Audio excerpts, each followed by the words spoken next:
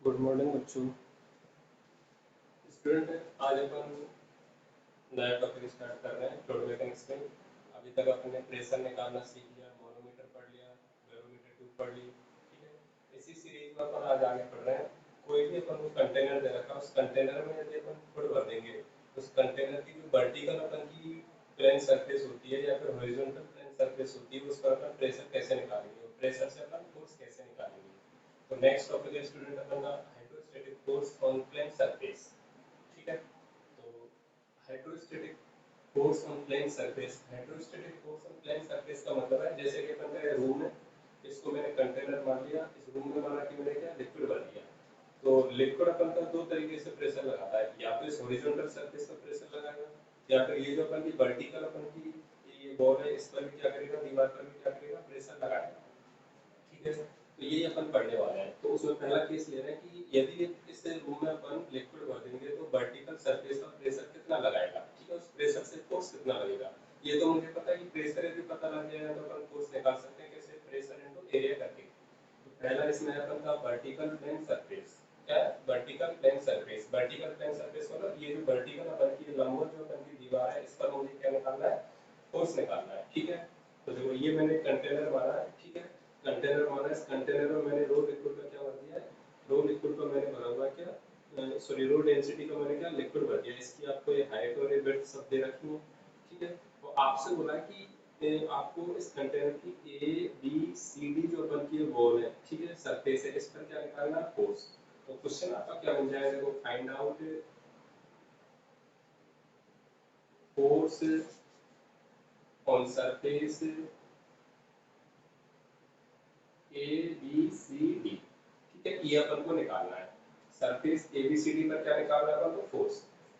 तो देखो मुझे एक बात पता है कि ये पूरा माना कि अपन का रूम है, इस पूरे रूम में मैंने लिक्विड भर दिया। तो मुझे एक बात बताओ कि लिक्विड के कारण यदि मैं इस वाली दीवार पर प्रेशर निकालना चाहूँ तो स्टूडेंट, तो मुझे बताओ प्रेशर यदि मैं इस वाली जगह पर निकालूंगा यहाँ पर, ठीक है, दीवार पर, तो मुझे बताओ इस वाली जगह पर जो लिक्विड अपन का प्रेशर लगाएगा कौन सा वाला लगाएगा, इस वाली जगह से जो ऊपर लिक्विड भरा हुआ है वो वाला लिक्विड।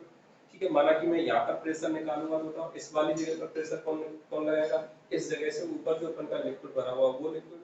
ठीक है, यदि मैं बिल्कुल नीचे निकालूंगा तो बताओ बिल्कुल नीचे यदि मैं प्रेशर निकाल रहा हूँ तो उस जगह पर प्रेशर कौन लगाएगा, उस वाली जगह से ऊपर जो अपन का लिक्विड भरा हुआ वो वाला पूरा लिक्विड। तो एक बात यदि मैं देखूँ तो मुझे बताओ कि ये वाली जो अपन की ए बी सी डी जो अपन की बॉल है, वर्टिकल जो बॉल है, इस वर्टिकल बॉल पर जो अपन का प्रेशर लग रहा होगा वो कांस्टेंट होगा या फिर वेरी कर रहा होगा। क्योंकि इस वाली जगह यदि निकालूंगा तो देखो इसके ऊपर जो लिक्विड है वो लगाएगा, यहाँ पर निकालूंगा तो इसके ऊपर जो लिक्विड है वो लगाएगा। इस वाली जगह पर यदि मैं क्या निकालूंगा प्रेशर, तो इसके ऊपर जो लिक्विड है वो वाला लिक्विड प्रेशर लगाएगा। तो जब ऐसे केस में जब अपन का प्रेशर वेरी कर रहा होता है, कांस्टेंट नहीं होता है, ठीक है, तो उस केस को अपन क्या करते हैं, इंटीग्रेशन मेथड का यूज करते हैं। कौन से मेथड का, इंटीग्रेशन मेथड का।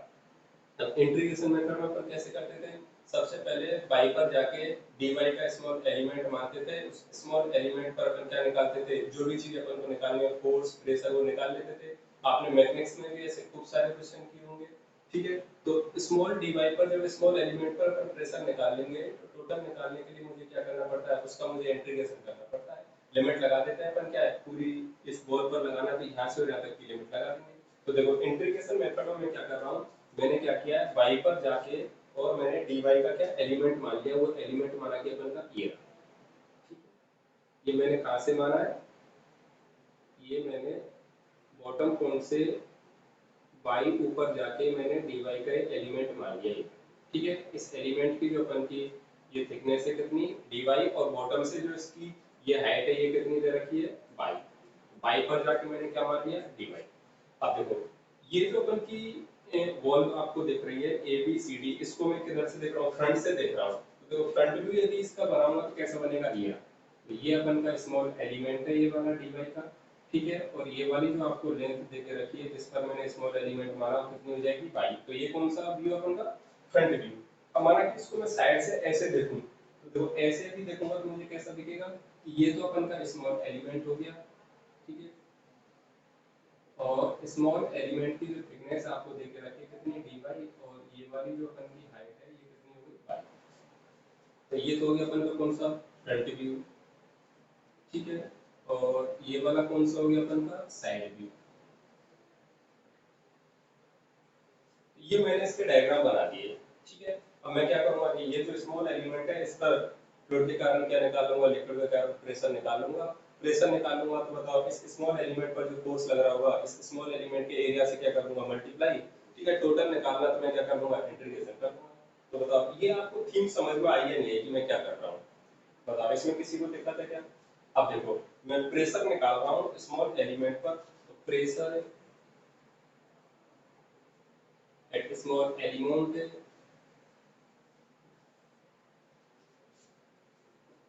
स्मॉल एलिमेंट जो है इस पर यदि प्रेशर निकालो तो बताओ इस एलिमेंट के ऊपर जो अपन का लिक्विड भरा होगा वही तो अपन का क्या लगाएगा प्रेशर लगाएगा।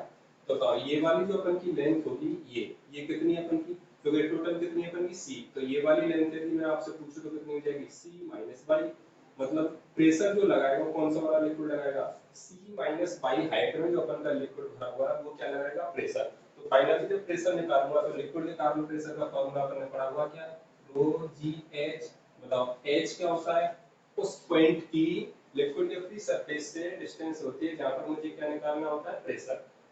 तो ये वाली वो जगह है जहां पर मुझे प्रेशर निकालना है, तो इस वाली जगह से ऊपर की हाइट कितनी है सी माइनस बाई, तो एच की वैल्यू कितनी हो जाएगी सी माइनस बाई। तो देखो ये आ गया अपन का रो जी इनटू कितना सी माइनस बाई।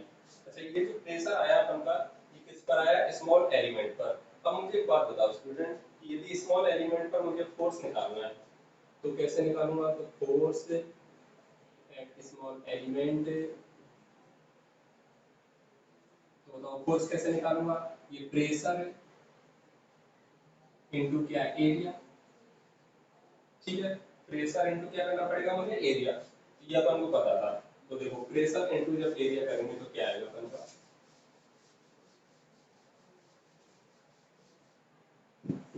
देखो बताओ स्मॉल एलिमेंट पर फोर्स निकाल रहे हैं तो फोर्स कैसा होगा स्मॉल होगा, स्मॉल फोर्स को मैं किससे बता रहा हूँ डीएफ से। प्रेशर की वैल्यू कितनी है रो जी इनटू कितना सी माइनस बाई, ठीक है। एरिया कितना है अपन का, एरिया कितना हो गया बताओ, बताओ एरिया किसका लेना है स्मॉल एलिमेंट का एरिया लेना है, ध्यान रखना क्योंकि फोर्स किस पर निकाल रहा हूँ स्मॉल एलिमेंट पर। स्मॉल एलिमेंट का एरिया कितना होगा, देखो इसकी ये लेंथ कितनी है स्मॉल एलिमेंट की बी और थिकनेस कितनी है डी बाई, तो इसका जो एरिया हो गया वो कितना हो गया अपन का बी इनटू कितना डी बाई। तो ये हो गया अपन का स्मॉल एलिमेंट का क्या एरिया। अब देखो अपन ने स्मॉल एलिमेंट पर फोर्स निकाल लिया, पर मुझे तो क्या करना है कि जो वर्टिकल बॉल है एबीसीडी इस पर टोटल फोर्स निकालना है। तो टोटल फोर्स यदि निकालना है तो कैसे निकालेंगे, एफ टोटल इस पर एबीसीडी पर, तो कैसे निकालना पड़ेगा इंटीग्रेशन मुझे करना पड़ेगा, ठीक है। तो इंटीग्रेशन यदि करना पड़ेगा तो इंटीग्रेशन किसका करना पड़ रहा है, rho G into B C minus by into कितना डी बाई, इसका मुझे क्या करना पड़ेगा इंटीग्रेशन, ठीक है। अब देखो इसका इंटीग्रेशन मुझे करना है और लिमिट किसकी फॉर्म में लगानी है मुझे y की फॉर्म में, क्योंकि इंटीग्रेशन किसकी फॉर्म में कर रहा हूं मैं y की फॉर्म में। तो बताओ y कहां से कहां तक चेंज होगा, देखो ये वाला एलिमेंट मैं यहां पर भी ले सकता हूं और सबसे ज्यादा ऊपर यदि लेना चाहूं तो कहां पर लूंगा यहां पर। तो लिमिट यदि लगाऊंगा तो मुझे बताओ लिमिट कहां से कहां तक लग रही है, y कहां से कहां तक चेंज हो रहा है, इस वाली जगह पर y यदि देखो तो कितना 0 और यहां पर यदि देखो तो y की वैल्यू किसके बराबर हो जाएगी c के बराबर। तो ये लिमिट जो लग गई है प्रति कितने से कितने तक लग गई 0 से और c तक। तो एक बार आप इसको देखो, ठीक है। और इंटीग्रेशन खुद से कीजिए, यदि इंटीग्रेशन नहीं हो रहा है तो फिर मेरा सॉल्यूशन देखना है। अब देखिए बताओ इसका इंटीग्रेशन यदि मैं करूंगा तो इसका इंटीग्रेशन कितना आ रहा है, बताओ c माइनस बाई को मैंने कोई c माइनस बाई को मैंने एक नया कांस्टेंट मान लिया क्या t। इंटीग्रेशन करना आपने सीखा कैसे करते हैं, अब इसका दोनों तरफ डिफरेंशिएशन करूंगा तो c तो कांस्टेंट है इसका कितना हो गया 0, ठीक है। फाइनली डी बाई का कितना हो गया डी बाई और टी का कितना हो गया डी टी, ठीक है ना।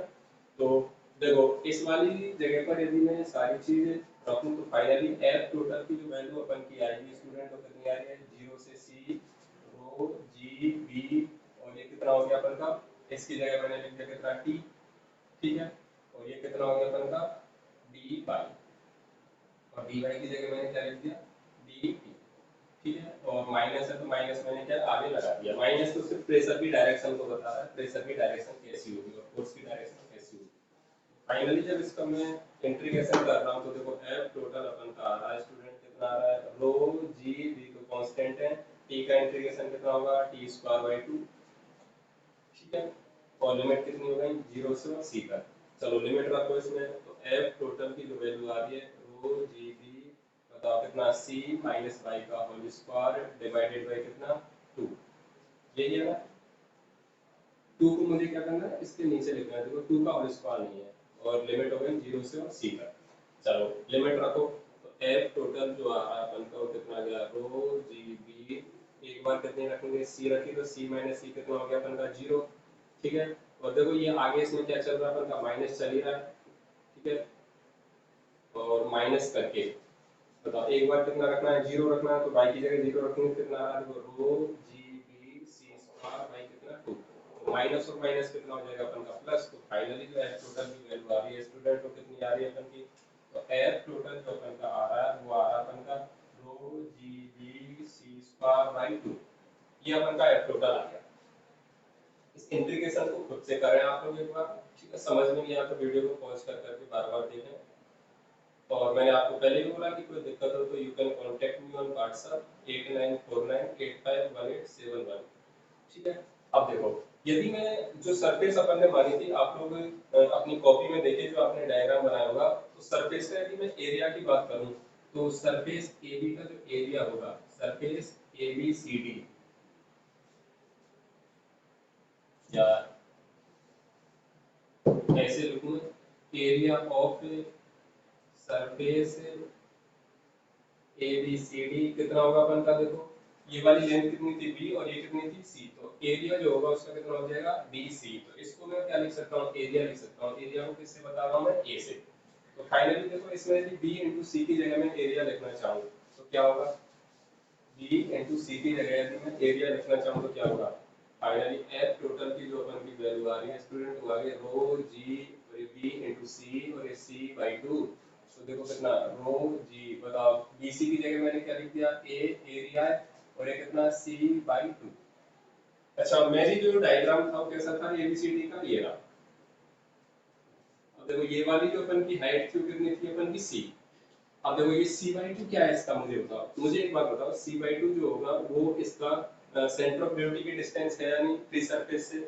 तो सी बाई 2 को मैं क्या लिख रहा हूँ, देखो ये जो सी बाई 2 यदि मैं बोल रहा हूँ ये सेंटर ऑफ ग्रेविटी है, तो देखो सी बाई 2 को मैं क्या लिख रहा हूँ, सी बाई 2 बराबर मैं लिख रहा हूँ कितना, एच बार। एच बार का मतलब है centre of gravity, distance of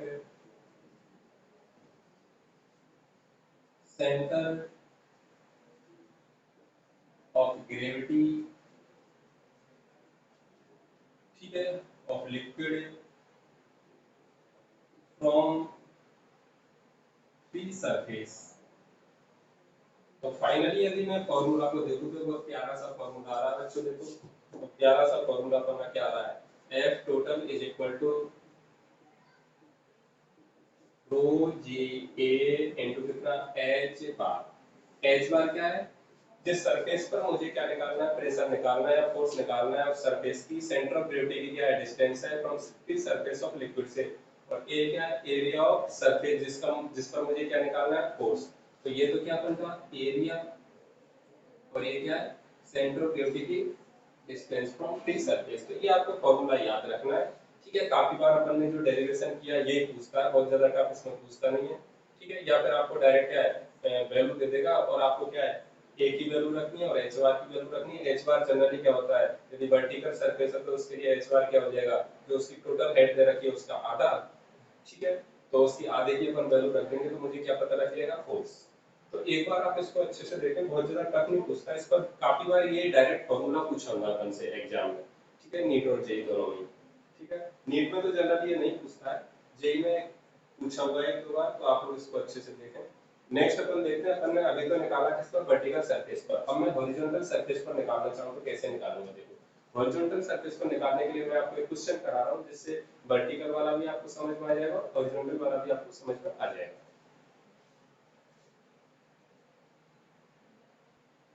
देखो एक क्वेश्चन देखिए, आपको रेक्टेंगुलर आयताकार क्या दे रखा है, कंटेनर दे के रखा है, उसकी आपको हाइट विड्थ, ठीक है, सारी चीजें आपको दे के रखी है। इस कंटेनर को मैंने, आयताकार कंटेनर को, रेक्टेंगुलर कंटेनर को मैंने क्या है, वाटर से कंप्लीटली फिल्ड किया हुआ है। अब आपसे क्या बोला है कि आपको हाइड्रोस्टेटिक फोर्स है कौन सी सरफेस पर, हॉरिजॉन्टल सरफेस पर, और ये जो कंटेनर है इसकी किसी एक लार्ज बड़ी वर्टिकल सरफेस पर जो फोर्स है उन दोनों का क्या निकालना है, रेशो निकालना है। तो क्वेश्चन लिख लो आप लोग इंग्लिश में, find out the find out the ratio of hydrostatic force at the bottom surface to that of any large vertical surface। किसी क्षैतिज सतह पर हाइड्रोस्टेटिक फोर्स एवं ऊर्ध्वाधर सतह पर लार्ज ऊर्ध्वाधर सतह पर हाइड्रोस्टेटिक फोर्स का अनुपात ज्ञात कीजिए। ठीक है, अब अपन करते हैं। इधर देखिए, अच्छा हॉरिजॉन्टल सरफेस की बात कर रहा है, बॉटम सरफेस की भी बात कर रहा है, तो बॉटम सरफेस तो कौन सा हो गया अपन का, ये। ध्यान से देखो, ये बना की रूम है, ठीक है, रूम की वो क्या है, अपर हॉरिजॉन्टल सरफेस है, और ये वाली कौन सी है, लोअर हॉरिजॉन्टल सरफेस है, और ये साइड क्या होगा उसकी वर्टिकल सरफेस।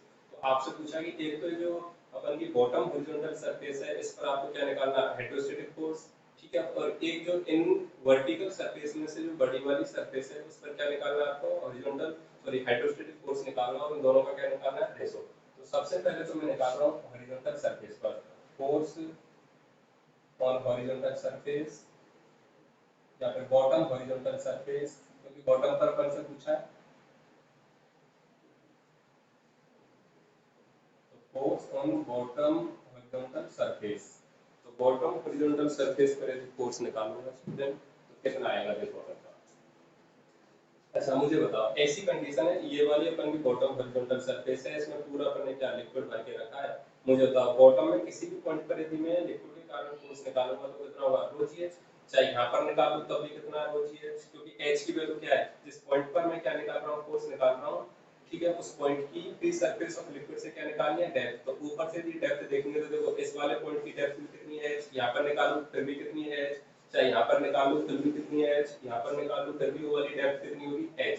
क्योंकि बॉटम जो हॉरिजॉन्टल सरफेस है, ठीक है, इक्विलिब्रियम कंडीशन दे रखी है। तो मैंने आपको पहले भी बोला कि कोई भी हॉरिजॉन्टल सरफेस होता है उस पर हर एक पॉइंट पर का प्रेशर कैसा रहता है, इक्वल। तो देखो बॉटम हॉरिजॉन्टल सरफेस पर यदि फोर्स देखो तो एट बॉटम कितना हो जाएगा अपन का, रो जी ए इनटू कितना, एच बार, ये अपन का हाइड्रोस्टेटिक फोर्स होता है। हाइड्रोस्टेटिक फोर्स में रो क्या होता है, रो होता है अपन की डेंसिटी लिक्विड की, तो कितनी है 10⁻³ जी की वैल्यू जी। जिस सरफेस पर मुझे निकालना उसका एरिया बताओ, इस वाले बॉटम सरफेस पर निकालना, तो इसका एरिया कितना होगा अपन का, ये वाली हाइट है, सो ये वाली लेंथ इनटू क्या, ये वाली लेंथ, तो ये वाली लेंथ कितनी है 1, तो एरिया कितना हो जाएगा अपन का 2 × 1। मतलब एच बार का मतलब क्या है, ये जो अपन का बॉटम सरफेस दिया हुआ है इसका सेंटर ऑफ ग्रेविटी यहाँ पर है, ठीक है, और उस पॉइंट की फ्री सरफेस ऑफ लिक्विड से क्या डिस्टेंस तो होगा, इसका सेंटर ऑफ ग्रेविटी कहाँ पर होगा, बीचों बीच में। तो बीचों बीच में यदि होगा सरफेस पर तो उसकी वहां से डिस्टेंस कितनी हो जाएगी, इससे रूम की हाइट के बराबर। तो एच बार की वैल्यू बॉटम सरफेस के लिए कितनी होती है, बॉटम सरफेस के लिए एच बार होगा ये, क्योंकि यहाँ पर निकाल लूँ चाहे यहाँ पर कहीं पर भी निकाल लूँ, हर एक जगह की फ्री सरफेस ऑफ लिक्विड से डिस्टेंस कितनी है, इस वाली हाइट के बराबर है। ये बात अच्छे से याद रखना। बॉटम सरफेस के लिए हाइट क्या होती है, या बॉटम सरफेस के लिए अपन का ये जो एच बार की वैल्यू होती है वो क्या होती है, जो अपन ने अभी तक प्रेशर में पढ़ी है वही होती है। प्रेशर में अपन ने फॉर्मूला पढ़ा था रो जी एच, उसमें एच क्या लेते थे अपन, जिस पॉइंट पर मुझे सरफेस पर प्रेशर निकालना है उस पॉइंट की फ्री सरफेस ऑफ लिक्विड से क्या डिस्टेंस। तो बॉटम सरफेस के लिए एच अपन का वही होता है, ठीक है। सिर्फ क्या किया, देखो रो जी एच को मैंने एरिया से मल्टीप्लाई कर दिया तो क्या निकल के आ गया अपन का फोर्स। सिंपल सी बात है, बताओ एच बार की वैल्यू कितनी है 2, क्योंकि बॉटम सरफेस के लिए यदि निकालूंगा तो एच बार कितना होगा, इस हाइट के इक्वल। दूसरा क्या देखो वर्टिकल सरफेस के लिए, और वर्टिकल सरफेस और वर्टिकल सरफेस बताओ, वर्टिकल सरफेस जो भी कौन सा लेना है, लार्ज वाला, तो लार्ज वाला कौन सा होगा, ये वाला वर्टिकल सरफेस होगा, ये वाला। तो देखो बड़ा वाला वर्टिकल सरफेस कौन सा, ये। तो इस वाले वर्टिकल सरफेस के लिए यदि फोर्स निकालूंगा तो एफ वर्टिकल कितना हो जाएगा अपन का, ये हो जाएगा वो रो जी ए इनटू कितना एच बार, रो की वैल्यू कितनी है 10⁻³ जी की वैल्यू कितनी है 10। अच्छा जिस सरफेस पर मुझे निकालना उसका एरिया कितना है, 2 × 2, तो कितना हो गया 2 × 2। एच बार की वैल्यू कितनी है बताओ। ये वर्टिकल सरफेस है तो इसकी सेंटर ऑफ ग्रेविटी कहां पर होगी, यहां पर बीच में कहीं, और इसकी फ्री सरफेस ऑफ लिक्विड से डिस्टेंस देखो तो कितनी हो जाएगी, 1 हो जाएगी। वैसे भी अपन की कितनी आई थी c/2, तो c/2 मतलब हाइट का आधा, तो वो कितना हो गया अपन का 2/2। तो फाइनली ये आ गया अपन का, ठीक है 1 हो जाएगा ये, तो ये आ गया 10⁴ into 4। रेशो निकालना है, इन दोनों का आप लोग रेशो निकाल लो, वही अपन का आंसर है। तो बताओ इसमें किसी को दिक्कत है क्या? तो एक बार इसको अपने मन से कीजिए, अच्छे से समझिए, तो दोनों में आपको डिफरेंस समझ में आना चाहिए कि वर्टिकल सरफेस पर कैसे निकालते हैं और हॉरिजॉन्टल सरफेस पर कैसे निकालते हैं। तो फिर से मैं बोल रहा हूँ, हॉरिजॉन्टल सरफेस पर फोर्स निकालने के लिए क्या करना है, जैसे अभी तक अपन प्रेशर निकालते आ रहे थे रो जीएस से, ऐसे अपन को प्रेशर निकाल देना है और उस सरफेस के एरिया से क्या कर देना अपन को मल्टीप्लाई। और वर्टिकल सरफेस पर निकालना तो कैसे करना है, रो जी ए इनटू क्या एच बार। एच बार क्या होता है, आधी distance free surface of liquid से। ठीक है, आगे देखिए। गुड मॉर्निंग बच्चों, माई सेल्फ गोविंद सिंह डाबर।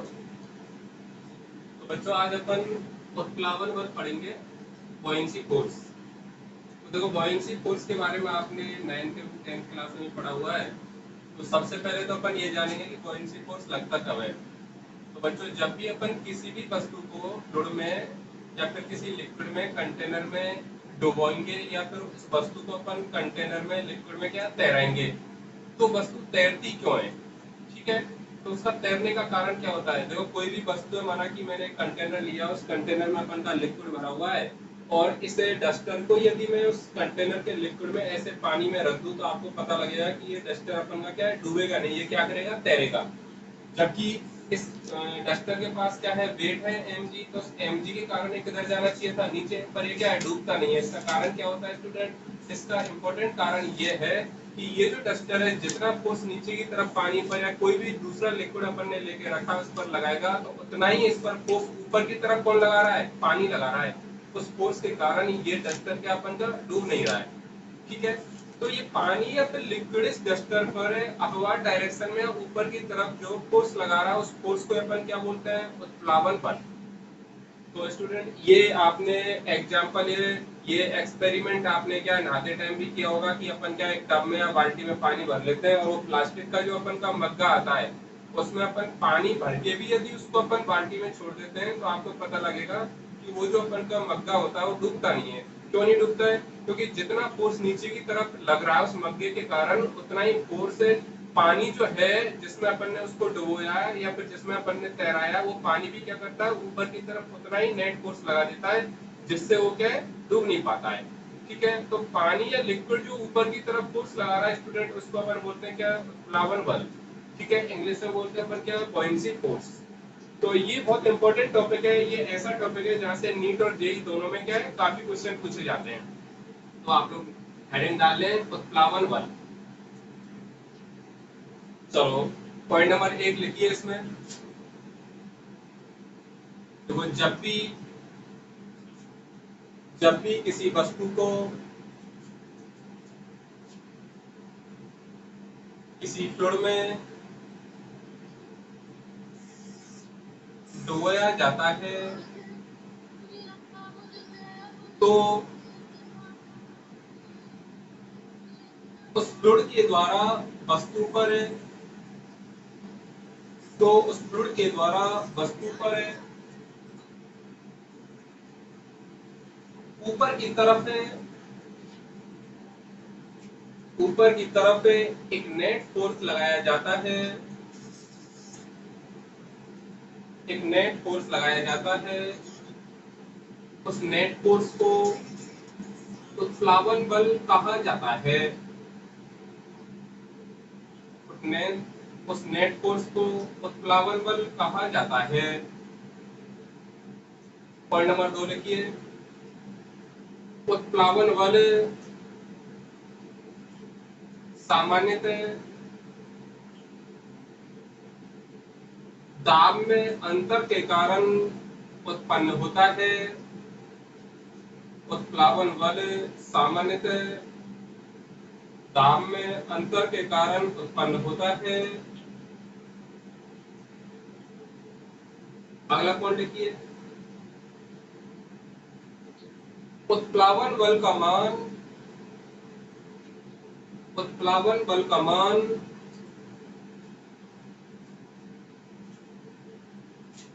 वस्तु के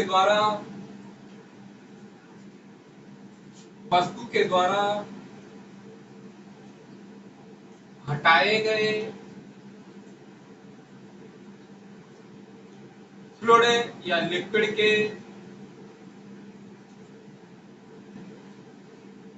वेट के बराबर होता है।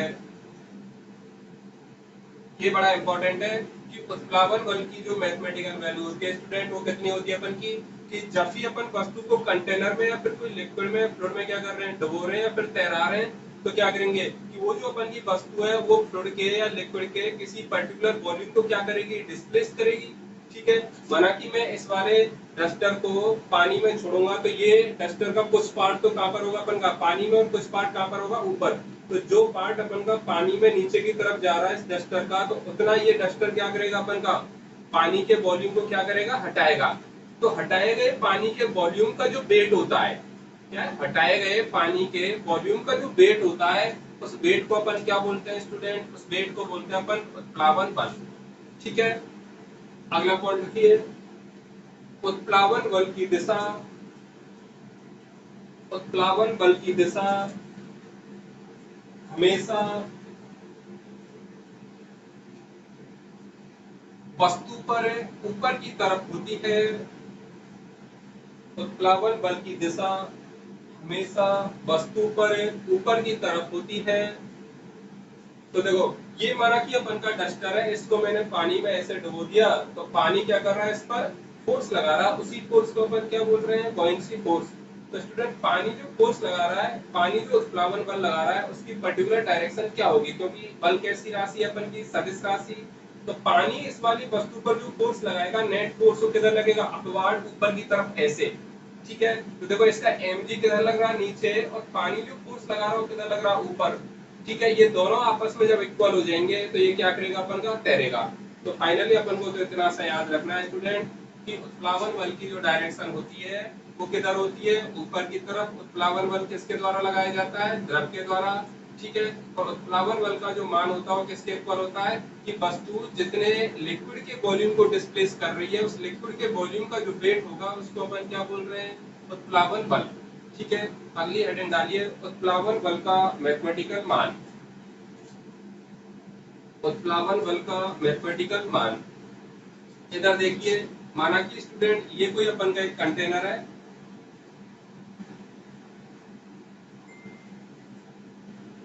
इस वाले कंटेनर में मैंने ये कोई लिक्विड भर के रखा है, और जिस लिक्विड को मैंने इसमें भर के रखा है स्टूडेंट, उस लिक्विड की जो डेंसिटी है वो कितनी अपन की, रो एल।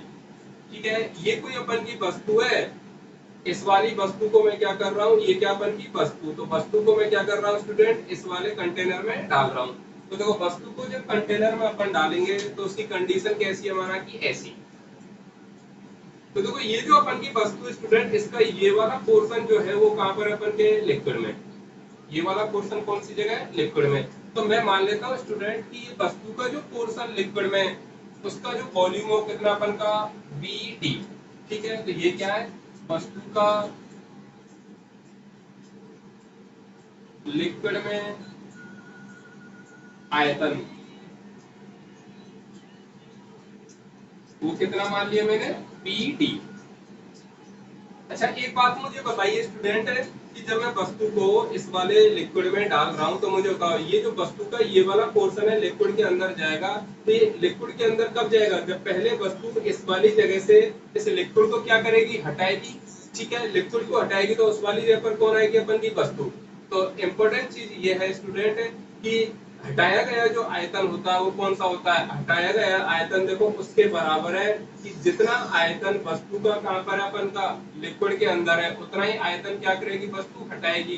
ठीक है, उतना ही आयतन यदि वस्तु हटाएगी तो उसी आयतन को क्या बोल रहे हैं अपन, कि वस्तु का लिक्विड के अंदर जो हटाया गया आयतन है वो कितना अपन का, बी डी। तो इस वाली बात को आप लोग अच्छे से समझ लो कि जो डिस्प्लेस वॉल्यूम होगा, हटाया गया जो वॉल्यूम होगा लिक्विड का, वो किसके इक्वल होगा, वो उसी के इक्वल होगा जितना पार्ट या जितना वॉल्यूम वस्तु का कहां पर है, लिक्विड के अंदर। ये बात आपको क्लियर हो जाएगी भाई। ठीक है, चलो। अच्छा, ये पूरी बॉडी जो है अपन की, उसका आयतन कितना है, मैंने मान लिया वस्तु का आयतन कितना अपन का b। अब देखो मैं बोल रहा हूँ कि ये वाली वस्तु की इक्विलिब्रियम कंडीशन ये है, वस्तु का कौन कोई क्या होगा अपन का बताओ, मास होगा, मास है तो वो किधर लग रहा है mg नीचे की तरफ, पर ये इक्विलिब्रियम कंडीशन है। ऐसी इक्विलिब्रियम कंडीशन कब है कि ये जो लिक्विड अपन का इसमें भरा हुआ है, लिक्विड भी इस पर क्या कर रहा है, ऊपर की तरफ फोर्स लगा रहा है, तो वो दोनों जब बैलेंस हो गए होंगे तो ये वाली कंडीशन होगी। यदि mg अपन का ज्यादा होगा तो वस्तु कहाँ पर आ जाएगी अपन की नीचे। तो ये बातें आपको क्लियर हुई या नहीं हुई। तो फाइनली जब मैं यहाँ से निकाल रहा हूँ तो जो उत्प्लावन बल अपन का होगा या फिर बुओयंसी फोर्स जो अपन का होगा, बुओयंसी फोर्स को अपन बता रहे हैं किससे, एफ बी से। तो बुओयंसी फोर्स की वैल्यू जो होती है वो मैंने आपको पॉइंट नंबर 2 में लिखाया, और किसके इक्वल होती है कि वस्तु जितना वेट जितना वॉल्यूम डिस्प्लेस कर रही है लिक्विड का, उसे लिक्विड के डिस्प्लेस किए गए वॉल्यूम के वेट के बराबर होगा। अब देखो वस्तु ने लिक्विड का कितना वेट वॉल्यूम डिस्प्लेस किया, कितना आयतन डिस्प्लेस किया बच्चों, बीडी। तो वस्तु ने लिक्विड का बीडी आयतन यदि डिस्प्लेस किया तो मुझे बताओ अपन को लिक्विड की डेंसिटी डेंसिटी यदि पता है कितना रोयल, तो मुझे बताओ मैं आपसे पूछूं कि ये जो वस्तु है इस वस्तु ने इस लिक्विड का कितना द्रव्यमान डिस्प्लेस किया, कितना द्रव्यमान हटाया, तो आप लोग निकाल सकते हो क्या? तो कैसे निकालेंगे, देखो वस्तु के द्वारा लिक्विड का हटाया गया द्रव्यमान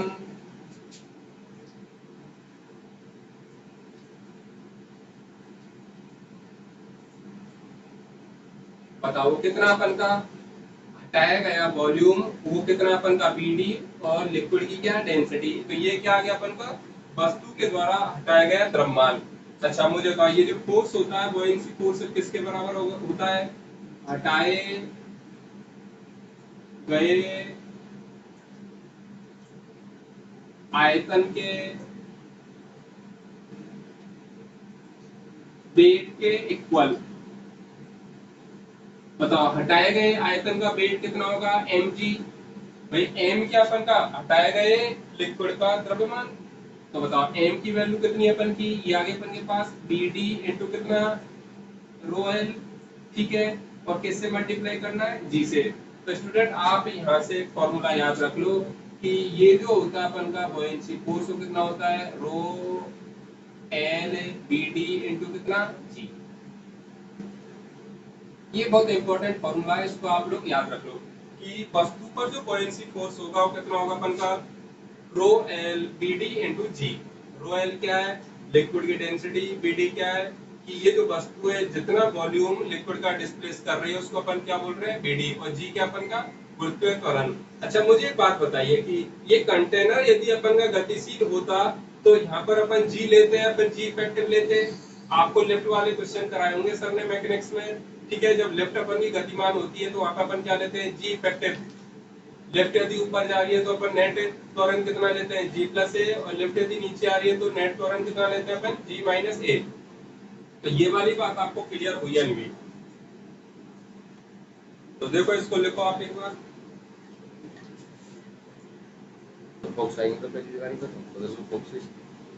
चलो तो इसमें आप लोग लिख लो ये वाली चीजें।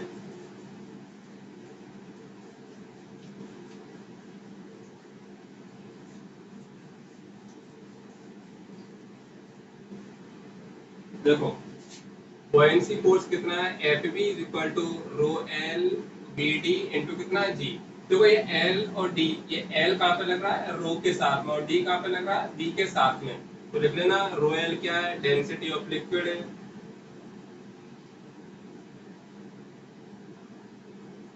अच्छा बी डी क्या है लिख लो वस्तु के द्वारा वस्तु के द्वारा लिक्विड का हटाया गया आयतन, वॉल्यूम ऑफ लिक्विड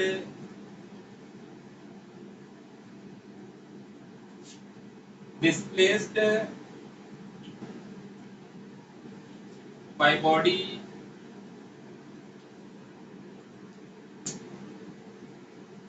जी को लिख लो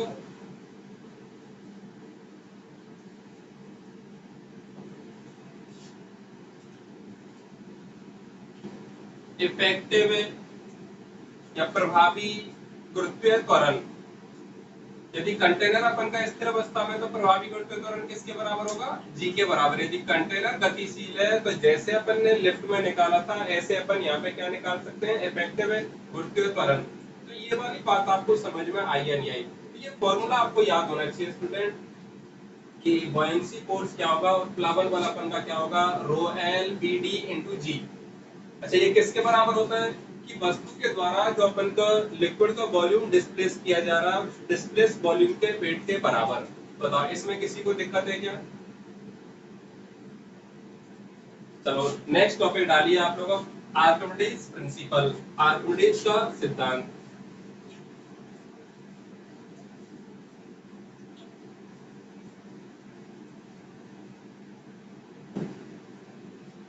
अगला टॉपिक डालिए आर्किमिडीज का सिद्धांत।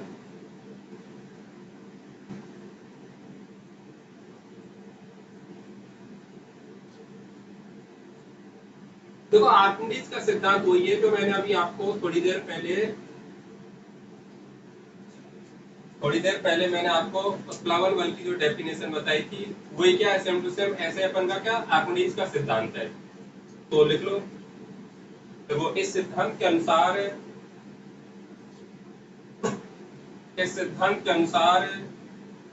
जब किसी वस्तु को जब किसी वस्तु को किसी द्रव में या लिक्विड में या फ्लूइड में जो कि स्थिर अवस्था में होता है डुबाया जाता है तो फ्लूइड वस्तु पर ऊपर की तरफ तो फ्लूइड वस्तु पर ऊपर की तरफ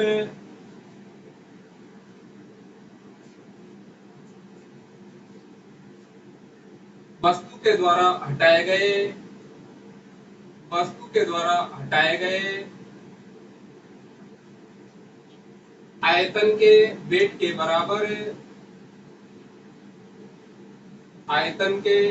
बराबर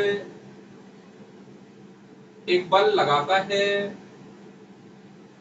तो आर्किमिडीज का सिद्धांत जो था स्टूडेंट उसने फाइनली बताया किसको था, उत्प्लावन बल को ही बताया था कि जब भी किसी वस्तु को अपन किसी कंटेनर में फ्लूइड में अपन डुबोएंगे पार्शियली या फुली, तो होता क्या है कि फ्लूइड जो होता है वो वस्तु पर ऊपर की तरफ एक नेट फोर्स लगाता है। उस नेट फोर्स का जो मान है उसी को अपन ने पहले क्या बोला था, उत्प्लावन बल। तो आर्किमिडीज का सिद्धांत क्या बता रहा है अपन का, उत्प्लावन बल को ही बता रहा है। ठीक है, तो देखो इधर देखो, ये माना कि अपन का कोई कंटेनर है स्टूडेंट, इसमें मैंने क्या भर के रखा है, ये कोई फ्लूइड भर के रखा है जिसकी आपको डेंसिटी आपको पता है। माना कि ये जो फ्लूइड है इसकी डेंसिटी कितनी है, रो एल। और ये कोई अपन का ऑब्जेक्ट है, इस वाले ऑब्जेक्ट को मैं क्या कर रहा हूँ, इस वाले फ्लूइड में ले जाके क्या छोड़ रहा हूँ। तो इक्विलिब्रियम की जो कंडीशन है कैसी अपन की, ये रही। ये क्या अपन की वस्तु, अब वस्तु को मैंने कहां पे ले जाके छोड़ दिया, ये छोड़ दिया। तो देखो ये जो वस्तु है इस वाली वस्तु का जो पानी में जो अपन का पोर्शन है कौन सा वाला पोर्शन है, ये रहा। मैं मान लेता हूं पानी में जो पोर्शन है उसका वॉल्यूम कितना है, बीडी। पानी में जो अपन का पोर्शन है उसका वॉल्यूम कितना हो गया स्टूडेंट, बीडी। तो बीडी क्या होगा कि इस वस्तु के द्वारा इस लिक्विड का जितना अपन का आयतन डिस्प्लेस किया जा रहा है, हटाया जा रहा है, उसको मैं क्या बोल रहा हूँ, बीडी। अब देखो होता क्या है, माना कि ये जो वस्तु है इसका जो द्रव्यमान है वो कितना है, m। तो मुझे बताओ इस वस्तु का द्रव्यमान यदि m है तो इस वस्तु का जो वेट mg होगा वो किधर लगेगा, नीचे की तरफ। तो वेट mg जो है वो कहाँ पे लग रहा है, माना कि ये लग रहा। अच्छा वेट mg वैसे लगेगा कहाँ, सेंटर ऑफ मास पर। तो ये लग रहा अपन का mg, और ये क्या है इस वस्तु का सेंटर ऑफ मास। अब ये इक्विलिब्रियम की कंडीशन है तो होगा क्या, ये इक्विलिब्रियम की कंडीशन कब आई होगी कि जितना फोर्स नीचे लग रहा है उतना ही किधर लगा होगा, ऊपर। यदि ऊपर नहीं लगता तो वस्तु कहाँ पे जाती, नीचे जाती लिक्विड में। तो देखो ये जो अपन की वस्तु है इस पर ऊपर की तरफ भी एक फोर्स लग रहा है, उसी फोर्स को अपन क्या बोल रहे हैं, उत्प्लावन बल। तो ऊपर की तरफ जो फोर्स लग रहा है वो ये लग रहा है, उसको अपन क्या बोल रहे हैं, उत्प्लावन बल। अब देखिए ये जो उत्प्लावन बल लग रहा है वो कहां पर लग रहा है, ये लग रहा है। तो स्टूडेंट एक चीज और पता लग रहा है मुझे, यहाँ से आपको याद रखना है कि उत्प्लावन बल जो होता है वो हमेशा कहां पर लगता है, कि ये जो हटाया गया द्रव्यमान है, ध्यान से सुनना, उत्प्लावन बल कहां पर लगेगा, ये जो हटाया गया द्रव्यमान है, इस हटाए गए द्रव्यमान का जो सेंटर ऑफ मास होगा, हटाए गए द्रव्यमान का जो सेंटर ऑफ मास होगा उसको अपन क्या बोल रहे हैं, कि वो पॉइंट है अपन का क्या है, सेंटर ऑफ बॉयंसी। सुनो दोबारा से, बॉयंसी फोर्स कहां पर लगेगा, सेंटर ऑफ बॉयंसी पर, उत्प्लावन केंद्र पर। और उत्प्लावन केंद्र कौन सा होता है अपन का, ये जो हटाया गया अपन का लिक्विड का द्रव्यमान है, इस हटाए गए द्रव्यमान का सेंटर ऑफ मास जो है उसको अपन क्या बोल रहे हैं, सेंटर ऑफ बॉयंसी। तो ये क्या अपन का सेंटर ऑफ बॉयंसी। तो एक बात मेरे यहाँ से समझ में आई स्टूडेंट, कि mg तो कहाँ पर लगेगा, बस m क्या है, वस्तु का द्रव्यमान, तो mg तो लगेगा वस्तु का जो सेंटर ऑफ मास है वहां पर।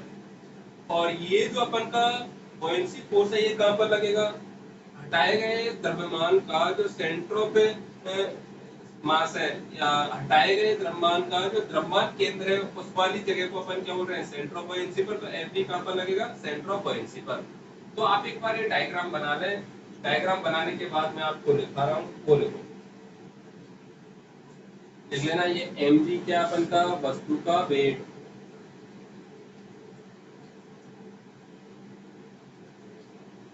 एफ भी क्या अपन का बुओयंसी फोर्स,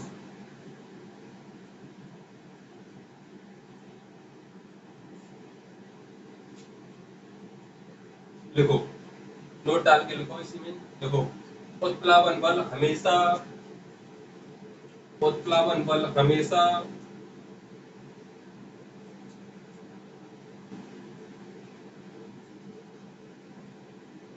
उत्प्लावन केंद्र पर लगता है, उत्प्लावन बल हमेशा उत्प्लावन केंद्र पर लगता है। आइए ध्यान में लिखो, उत्प्लावन केंद्र। देखो वस्तु के द्वारा, वस्तु के द्वारा लिक्विड के हटाए गए द्रव्यमान के, ध्यान से सुनना, लिक्विड के हटाए गए द्रव्यमान के, द्रव्यमान केंद्र को उत्प्लावन केंद्र कहते हैं। उत्प्लावन में उत्प्लावन केंद्र कहते हैं, इंग्लिश में होता है सेंटर ऑफ बुओयंसी। तो अपन का ये बुओयंसी फोर्स कहां पर लगेगा, हटाए गए लिक्विड के, डिस्प्लेस किए गए लिक्विड के सेंटर ऑफ मास पर। और वस्तु का एमजी कहां पर लगेगा, वस्तु के सेंटर ऑफ मास पर। ठीक है, इसमें किसी को दिक्कत, अगला टॉपिक डालो आप लोग, प्रिंसिपल ऑफ फ्लोटेशन, तैरने का सिद्धांत, प्रिंसिपल ऑफ फ्लोटेशन, तैरने का सिद्धांत।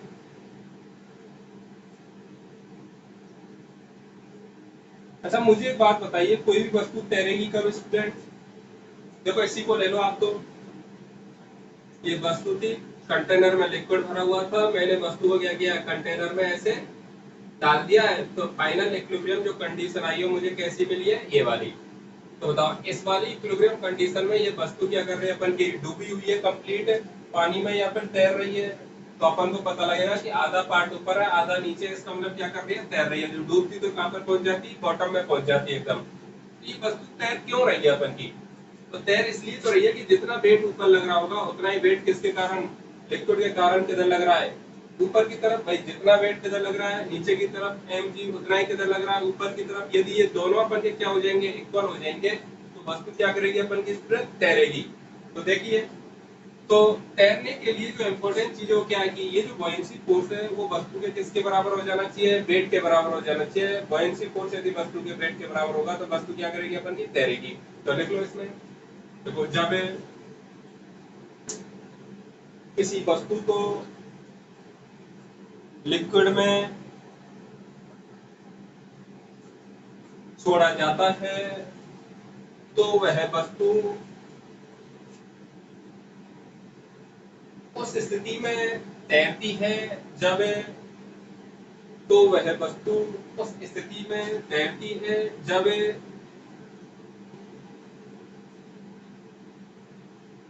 वस्तु का वेट वस्तु का वेट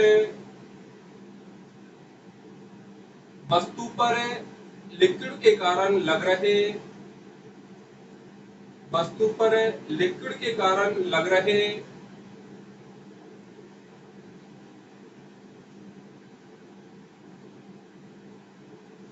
उत्प्लावन बल के बराबर हो जाए उत्प्लावन बल के बराबर हो जाए तो अर्थात buoyancy force F B is equal to क्या हो जाएगा mg, या ऐसे लिख लो buoyancy force is equal to weight of liquid sorry weight of body. ये जब कंडीशन हो जाएगी तो उस वाली कंडीशन में वस्तु क्या करेगी अपन की तैरेगी। तो लिख लेना ये कंडीशन कौन सी है, तैरने की कंडीशन है।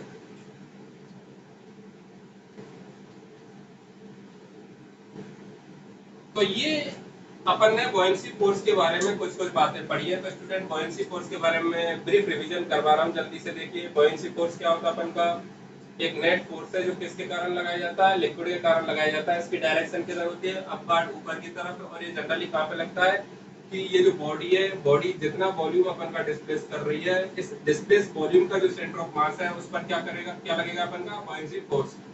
ठीक है। अच्छा, बॉयंसी फोर्स की मैथमेटिकल वैल्यू क्या होती है, rho L B D into G. Rho L क्या है, लिक्विड का डेंसिटी, बी डी क्या है, लिक्विड का डिस्प्लेस वॉल्यूम, जी क्या अपन का इफेक्टिव पृथ्वी त्वरण। ठीक है। आर्किमिडीज का प्रिंसिपल क्या था, इन्होंने उत्प्लावन बल को ही बताया था। इन्होंने ये बोला था कि जब भी वस्तु को अपन कहाँ पे छोड़ रहे हैं, लिक्विड में छोड़ रहे हैं, तो क्या करेगी अपन की उस लिक्विड के द्वारा उस पर net upper direction of force लगेगा। उसको उसने क्या बोला था, उत्प्लावन बल। तैरने का सिद्धांत क्या है कि वस्तु का वेट जब बॉयंसी फोर्स के इक्वल हो जाता है तो उस वाली कंडीशन में वस्तु क्या करेगी अपन की तैरेगी। तो ये वस्तु, ये क्या बोलते हैं स्टूडेंट, मैंने आपको बॉयंसी फोर्स के बारे में बता दिया है। तो नेक्स्ट लेक्चर में जो अपन पढ़ने वाले हैं स्टूडेंट, वो नेक्स्ट लेक्चर में अपन पढ़ेंगे बॉयंसी फोर्स पर क्वेश्चन करेंगे, न्यूमेरिकल करेंगे कुछ। ठीक है ना। तो आप लोग इसको अच्छे से करें, नोट्स बहुत अच्छे से बनाएं, जो भी चीज आपको समझ में आई है। ठीक है, मैं बोल रहा हूँ कुछ चीजें मैंने माना कि नहीं लिखी है, तो आप लोग उनको अपने नोट्स में लिखें। और कोई दिक्कत हो तो मेरे व्हाट्सएप नंबर पर कॉन्टेक्ट करें। ठीक है, कॉल भी आप कर सकते हैं कोई प्रॉब्लम हो तो। Thank you.